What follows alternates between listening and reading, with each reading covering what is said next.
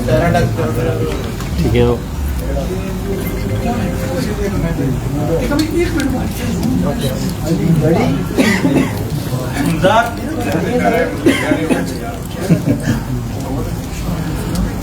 بسم اللہ کریں.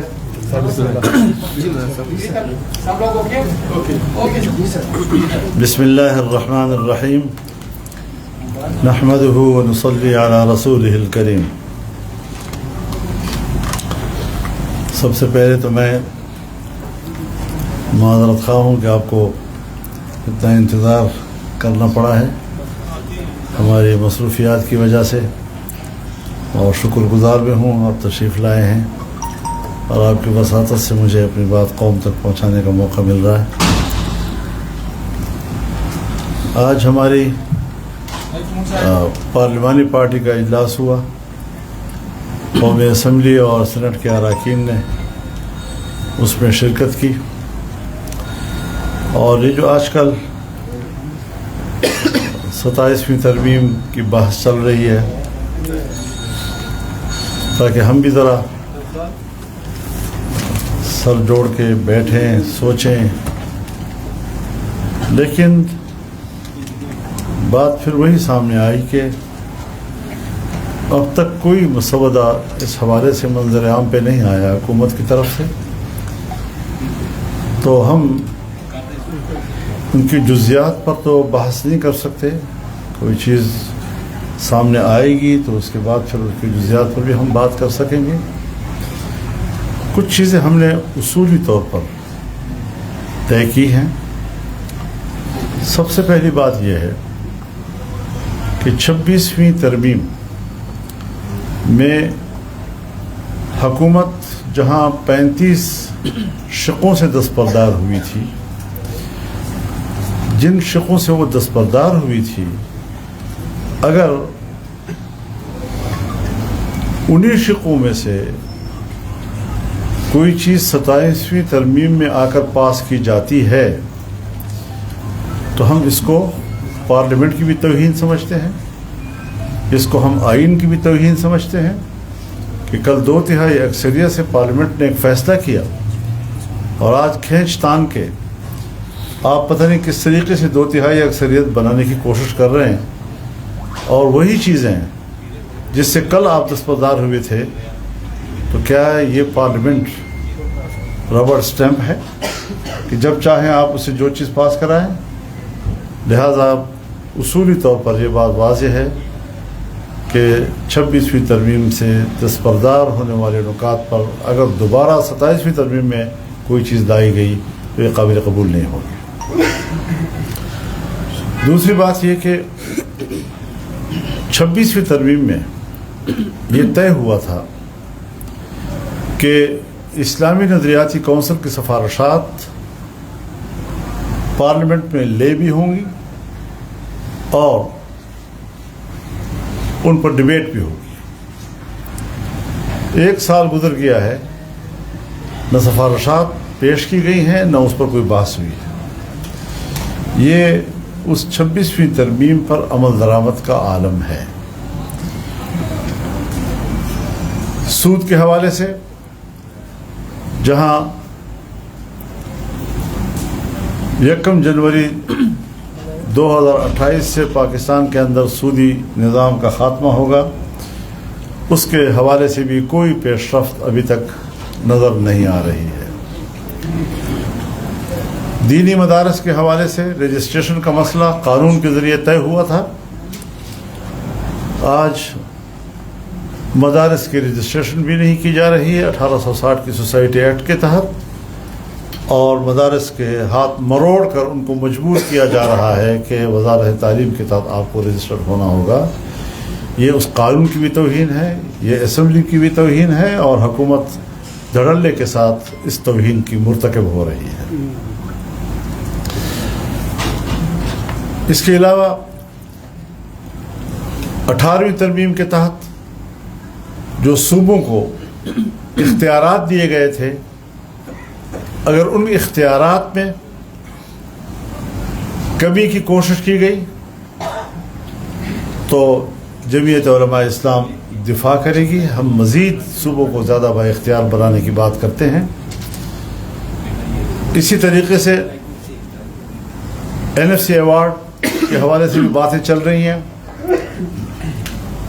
صوبوں کا جو حق ہے آئین کہتا ہے کہ اس حق میں اضافہ تو کیا جا سکتا ہے, کمی نہیں کی جا سکتی. آج صوبوں کے اگر حق پہ ڈاکہ ڈالا جاتا ہے تو ہم نے اصولی فیصلہ یہی کیا ہے کہ جمعیت علماء اسلام بھرپور مخالفت کرے گی اس کی. تو یہ کچھ چیزیں ہیں جو اصولی طور پر ہم نے طے کی ہیں. مزید جب کوئی ڈرافٹ سامنے آئے گا تو پھر ان کی آپ نے NFC کی بھی مخالفت کر دی ہے, آپ نے اس کے ساتھ 26ویں آئینی ترمیم میں جو منظور ہوا اس کا بھی مخالفت کر دی کہ اس میں جو چیزیں رہ گئی تھیں ان کو دوبارہ نہ لایا جائے. لیکن یہاں پر ایک چیز جو کہی جا رہی ہے 243 آرٹیکل, اس میں ترمیم, کیا یہ اس وقت 26ویں آئینی ترمیم کا حصہ تھا یا نہیں تھا؟ کیا آپ اس کی حمایت کریں گے یا مخالفت کریں گے؟ سوال. جی بالکل, آپ نے صحیح بات کی ہے. ہم نے اس کو دو حوالوں سے دیکھنا ہے. اگر تو ملک کے اوپر, ملک کی سیاست کے اوپر, آئین کے اوپر, جمہوریت کے اوپر اس کے منفی اثرات پڑتے ہیں تو ہمیں قبول نہیں ہوگا. اگر اس میں کوئی انتظامی قسم کی باتیں ہیں اور صرف انتظامی قسم کی باتیں, تو انتظامی چیزیں جو ہیں وہ ملک میں چلتی رہتی ہیں. اس کے حجم کو ہم دیکھیں گے, اس کی شکل کو ہم دیکھیں گے کہ وہ کیا ہے, تب جا کر ہم اس پر کوئی حد میں رہیں گے. 243 آرٹیکل میں جو مطلب کی ترمیم کی باتیں ہو رہی ہے, کیا اس کے ساتھ خیبر پختونخوا یا بلوچستان یا ملک بھر میں جو مسائل ہیں وہ ٹھیک ہو جائیں گے؟ اور دوسرا یہ ہے کہ آپ کے بیٹے کو جب یارک پہ روکا گیا تو اس کے بعد سے آپ نے جس طرح ری ایکشن دکھایا اور ابھی جس طرح کے علماء یا لوگ یا آپ کے کارکن ٹارگٹ ہو رہے ہیں اس طرح کا ری ایکشن آپ نہیں دکھا رہے ہیں, کیا وجہ ہے؟ دیکھیے, میں نے تو اس وقت بھی کوئی ریئیکشن نہیں دکھایا. آپ نے کون سی میرے ریئیکشن دیکھی؟ کوئی جلوس, کوئی جلسہ, کوئی احتجاج, کوئی دھرنا, کچھ بھی نہیں دکھایا. کیونکہ میں اپنے ملک کے تمام بچوں کو اسجد کے برابر سمجھتا ہوں. جو میرے سامنے وہ شہید ہو رہے ہیں, ان کا خون بہہ رہا ہے, وہ بھی ہمارے ہی بچے ہیں. اور میں صرف اپنے بیٹے کے لیے تو احتجاج کروں, اس پر رد عمل دوں, اور باقیوں کے بارے میں تو ایسی کوئی بات خدا نہ کرے کہ ایسا ہو. ہم بڑے سنجیدہ لوگ ہیں اور ہمیں ہمارے سامنے ہر بچے کا خون اپنے اولاد کا. 243 آرٹیکل پر میں نے جواب دے دیا ہے, تفصیل سے دے دیا ہے. امید ہے کہ یہ سب کچھ اس کے بعد ٹھیک ہو جائے گا اگر اس میں ترمیم ہو جاتی ہے. حضرت ٹھیک تو کچھ بھی نہیں ہو رہا. جب ٹھیک کرنے کی بات آئے گی تو جب تک ہم اجتماعی سوچ پیدا نہیں کریں گے اور صرف ایک ادارے کے کوئی سوچ وہی حاکمیت کرے گی, تو میرے خیال میں پارلیمنٹ سے پوچھنا چاہیے, ہمارے پارلیمنٹ کی جو سیکورٹی کمیٹی ہے اس کو بٹھانا چاہیے, تمام سٹیک ہولڈرز کو بٹھانا چاہیے, اور ایک اجتماعی قومی رائے جو ہے اس پر. مولانا صاحب یہ بتا دیں بنیادی طور پر یہ بتا دیں کہ اس وقت جو اپوزیشن کی بڑی جماعت ہے وہ آپ سے پیدر پہ آپ سے متواتر ملاقات ہوئی اور ایک بار پھر آپ کی ورکنگ ریلیشن شپ قائم ہو گئی ہے. انہوں نے ایک آج اصولی بیانیہ یہ جاری کیا ہے کہ ہماری پارلیمانی پارٹی نے یہ فیصلہ کیا ہے کہ یہ جو ہے نا یہ سسٹم یہ سارا کا سارا فیک ہے, یہ اسمبلی فیک ہے, اور اس اسمبلی کو مینڈیٹ ہی نہیں ہے کہ اتنی بڑی جوہری تبدیلی کر دے آئین میں. آپ اس بارے میں میرے خیال میں اس کی تائید کروں گا, اس لیے کہ یہ ایک عوام کی نمائندہ تو ہم نے کبھی نہیں کہا اس کو, اور 26ویں ترمیم کے دوران تمام پارلیمنٹ جو ہے وہ باہمی طور پر رابطے میں تھا, اور اسی رابطے نے یہ کمال دکھایا کہ ہم نے حکمران کو ایک ڈرافٹ کے 35 دفعات سے دستبردار کیا, اور بہت سے ہم نے اپنی مرضی کی چیزیں جو ڈالی وہ قبول ہوئیں. لیکن اب وہ پریکٹس دوبارہ تو ایسی اسمبلی نہ کرے کہ جو جس پہ اعتراضات ہیں اور جو عوام کی نمائندگی کے حوالے سے وہ اس پر کوشچنس ہیں. آپ نے 26ویں آئینی ترمیم میں ووٹ دیا اور 26ویں آئینی ترمیم میں ہی ایکسٹینشن کی بات آئی اور ٹینیور 5 سال ہوا. ایک تو یہ کہ ایک بات یہ ہو رہی ہے کہ سپریم کمانڈر جو ہے وہ اس کا جو طاقت ہے یا جو اتھارٹی ہے وہ صدر مملکت سے کہیں اور شفٹ ہو رہی ہے. ایک और दूसरी चीज़ ये कि आप नहीं समझते, आपने भी उस एक्सटेंशन में हिस्सा लिया, कि अगर एक बंदे को एक्सटेंशन मिलती है तो पीछे सैकड़ों अफसरान मुतासर होते हैं, और ये तासुर भी आता है कि शायद एक बंदा जो है वो कॉम्पिटेंट है, बाकी इदारे में से लोग नहीं है जो इस इदारे को जो है वो उसकी लीडरशिप कर सके। तो आप नहीं समझते कि इससे पामाली भी होती है और ये तासुर भी सामने आता है? हमें एक तबी और फितरी किस्म का निज़ाम बनाना चाहिए। गैर तबी और गैर फितरी किस्म के जो हम कवानीन बनाते हैं, सोसाइटी कल उसको कबूल नहीं करती, सियासी माहौल उसको कबूल नहीं करता, तो हमें अपनी ताकत का नाजायज़ फ़ायदा नहीं उठाना चाहिए। 26वीं आईनी तरमीम में ख़त्म कर दी गई, जो 35 शक़ें ख़त्म कर दी गई थी, उसमें से कुछ दोबारा जिस तरह आपने कहा कि ऐड किए जा रहे हैं, तो आप समझते हैं कि 26वीं आईनी तरमीम में उनका साथ देकर आपने गलती की, और अगर गलती की तो बार बार उन पर ट्रस्ट क्यों कर रहे हैं? बात तो सुनो खुदा के बंदे, हमने कहा है कि हमने उनका साथ नहीं दिया, उनको दस्तबरदार किया। जब हमारी मर्जी का बना तो हमने तब जाकर वोट दिया। तो अब अगर वो दोबारा लाएंगे तो एक दफा दस्तबरदार होने के बाद जब दोबारा लाएंगे तो हम फिर मुखालफत करेंगे। ये बताएं अहम मामला 27वीं आईनी तरमीम का है, उतना ही अहम मामला अफगानिस्तान और पाकिस्तान के मुज़ाकरात का है। आप असर रखते हैं अफगानिस्तान के हवाले से भी, क्या आपको एतमाद में लिया जा रहा है? मुज़ाकरात आज फिर हो रहे हैं और ग्रांटर जो है 2 ऐसे मुल्क हैं, क्या उनसे रब्ता हुआ आपका? ये हुकूमत का क्या किरदार होगा आपका? नहीं, मेरा इस वक्त कोई रब्ता नहीं है, लेकिन मैं मुंतज़िर हूँ एक अच्छी खबर का कि मुज़ाकरात कामयाब हों। हमारी दुआएं हैं।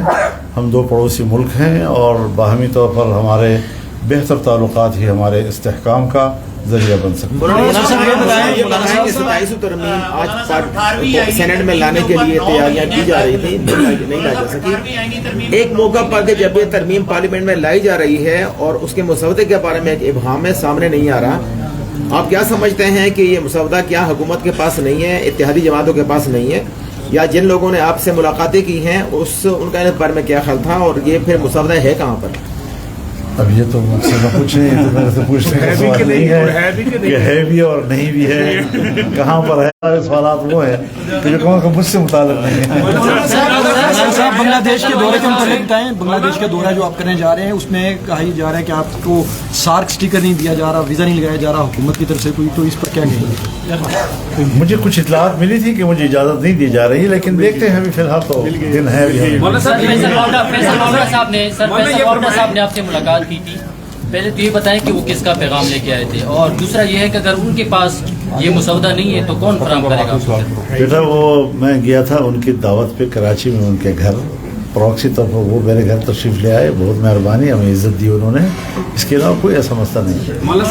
बिलावल भुट्टो जरदारी ने रात को जो 18वीं आईनी तरमीम के ऊपर 9 महीने तक मुशावरत जारी रही, फिर उसके बाद जितनी आईनी तरमीमें हैं उसके ऊपर मुशावरत का वक्त जो है वो कम होता चला गया। अब भी पार्लियामेंट को जो जिस तरह से 26वीं आईनी तरमीम पास हुई उसमें भी मुशावरत का वक्त कम होता नजर आया हमें। अब जो 27वीं में हम खड़े हैं इसके ऊपर तो ऐसे लग रहा है जैसे आनन फानन आएगी और आनन फानन हो जाएगी। इसके ऊपर ये क्या है, जमहूरियत? देखिए देखा जाता है एजेंडे को। 18वीं तरमीम में कोई 2 फरीक एक दूसरे के मुकाबले में नहीं थे। तमाम पार्लियामेंट एक ही कमेटी में एक पेज पे बैठी हुई थी और जितनी तरामीम माजी में हुई उन तमाम तरामीम का एक एक करके जायज़ा लिया गया और ख़ास तौर पर 17वीं तरमीम को मुकम्मल कलादम किया गया।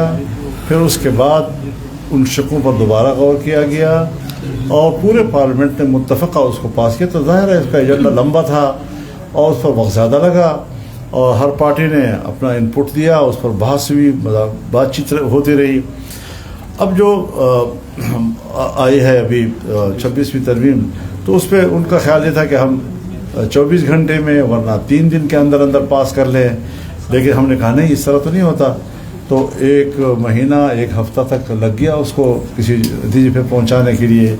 अब जब ये सामने आएगा तो पता चलेगा इसका हुजूम कितना है, कितना टाइम लगेगा। मौलाना साहब 2-3 रोज कबल जब आपसे बात हुई तो आपसे हमने पूछा कि बिलावल ने कोई आपसे मुसवदा शेयर किया, तो आपने कहा उन्होंने इशारे दिए, लेकिन उन्होंने बताया, लेकिन वो तो सारे इन पिक्चर थे। रात को उन्होंने 1:45 बजे प्रेस कॉन्फ्रेंस की और उन्होंने कहा 243 के अलावा सब कुछ मुस्तरद करता हूँ। आप इस पे क्या कहते हैं, आपका क्या मौका है? ये तो उनके साथ फिर बैठकर बात करनी होगी, थोड़ा उनके मौक़िफ़ को समझना होगा। और ये अच्छी बात है कि सियासी जमातों के दरमियान अगर बातचीत के माहौल मौजूद रहे तो इफ़हाम व तफ़हीम का माहौल भी रहता है। उन्होंने एक चीज़ को क्यों कबूल किया और बाकी चीज़ों को क्यों मुसरत किया, ये तो फिर जब उनका मौक़िफ़ सामने आएगा तो मैं तबसरा कर अभी जाके मुलाकात भी होनी है सर, कराची मुलाकात भी होनी है आपकी इसी पे जी। 243 आप कबूल करते मैंने पढ़ा नहीं है ना, जब पढ़ूंगा तो उसके बाद पता चलेगा। तो मौलाना साहब जो रहेगा, आप कराची जा रहे हैं, मौलाना साहब आप कराची जा रहे हैं, कराची में क्या आपकी मुलाकातें हैं पीपल्स पार्टी के साथ? ये कहा जा रहा है कि पीपल्स पार्टी के साथ मुशावरत वहाँ पे होने जा रही है। नहीं, अगर तो ज़रूरत महसूस हुई तो ज़रूर मिलेंगे, वरना कोई एजेंडा नहीं।